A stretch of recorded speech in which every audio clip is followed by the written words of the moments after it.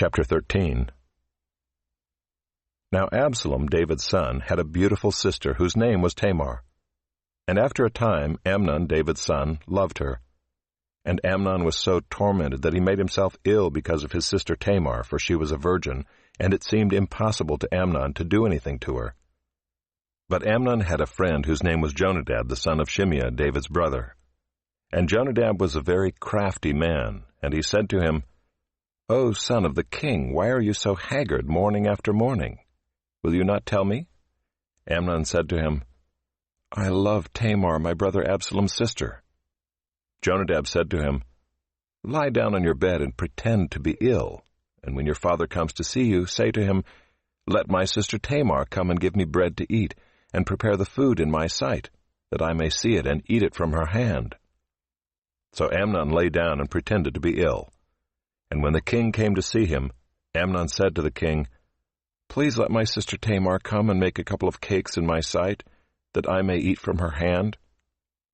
Then David sent home to Tamar, saying, "Go to your brother Amnon's house and prepare food for him." So Tamar went to her brother Amnon's house, where he was lying down, and she took dough and kneaded it, and made cakes in his sight, and baked the cakes. And she took the pan and emptied it out before him, but he refused to eat. And Amnon said, "Send out everyone from me." So everyone went out from him.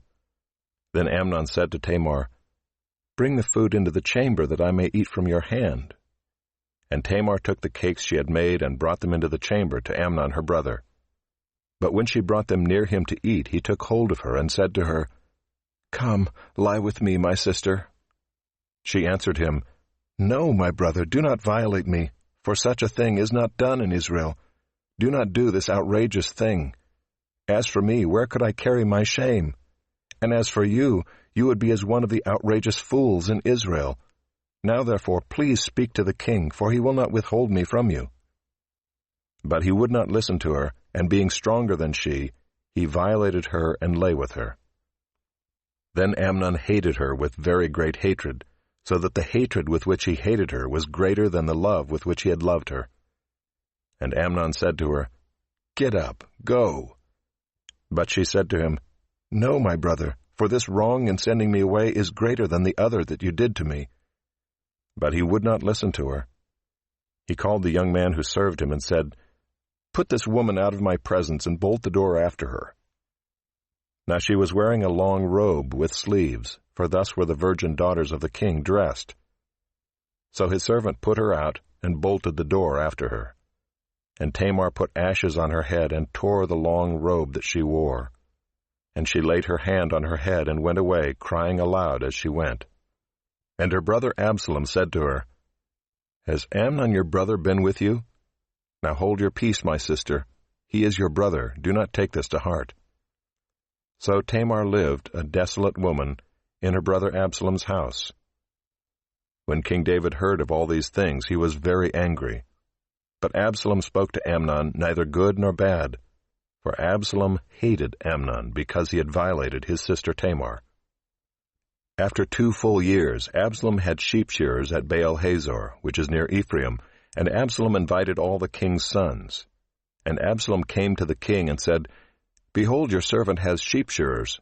Please let the king and his servants go with your servant." But the king said to Absalom, "No, my son, let us not all go, lest we be burdensome to you." He pressed him, but he would not go, but gave him his blessing. Then Absalom said, "If not, please let my brother Amnon go with us." And the king said to him, "Why should he go with you?" But Absalom pressed him until he let Amnon and all the king's sons go with him. Then Absalom commanded his servants, "Mark when Amnon's heart is merry with wine, and when I say to you, 'Strike Amnon,' then kill him. Do not fear. Have I not commanded you? Be courageous and be valiant."